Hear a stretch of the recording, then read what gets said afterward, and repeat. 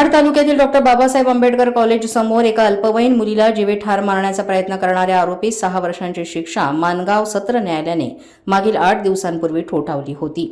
आज पुन्हा एकदा माणगाव सत्र न्यायालयाने महत्त्वपूर्ण निकाल दिला असून पोलादपूर तालुक्यातील सावंतकोड गावच्या हद्दीमध्ये 2019 साली अल्पवयीन मुलीला जीवे ठार मारण्याचा प्रयत्न करण्यात आला होता।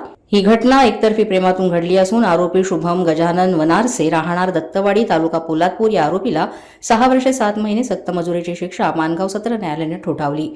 सविस्तर माहिती अशी की आरोपी शुभम वनारसे हा एक अल्पवयीन मुलीवर एकतर्फी प्रेम करीत होता। पीडित मुलगी ही अल्पवयीन आहे हे माहीत असून सुद्धा आरोपी शुभम मुलीचा सतत पाठलाग करायचा। अखेर 27 ऑगस्ट 2019 रोजी आरोपीनं पीडित अल्पवयीन मुलीच्या तोंडात ओढणी कोंबून तिच्यावर चाकू हल्ला करून जीवे ठार मारण्याचा प्रयत्न केला। यानंतर आरोपीनं मोटरसायकल घेऊन तेथून पळ काढला। मात्र काही दिवसातच पोलादपूर पोलिसांनी आरोपीच्या मुसक्या आवळल्या।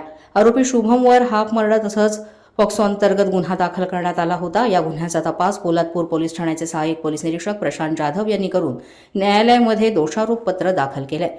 या खटल्याची सुनावणी अतिरिक्त सत्र न्यायालय माणगाव रायगड इथे झाली। या खटल्यामध्ये फिर्यादी आणि प्रत्यक्षदर्शी साक्षीदार तसंच वैद्यकीय अधिकारी तपासी अंमलदार यांची साक्ष महत्त्वाची ठरली असून आरोपी शुभम वनारसे याला न्यायाधीश एस टी भालेराव यांनी 16 मार्च रोजी दोषी ठरवून 6 वर्षे 7 महिने सक्त मजुरी तसंच 8,000 रुपये दंडाची शिक्षा सुनावली आहे। या खटल्यामध्ये सरकारी वकील योगेश तेंडुलकर, पैरवी अधिकारी, पोलीस कर्मचारी यांचं महत्त्वाचं सहकार्य लाभलं असून या निर्णयामुळे माणगाव सत्र न्यायालयाचे सर्वत्र कौतुक करण्यात येत आहे।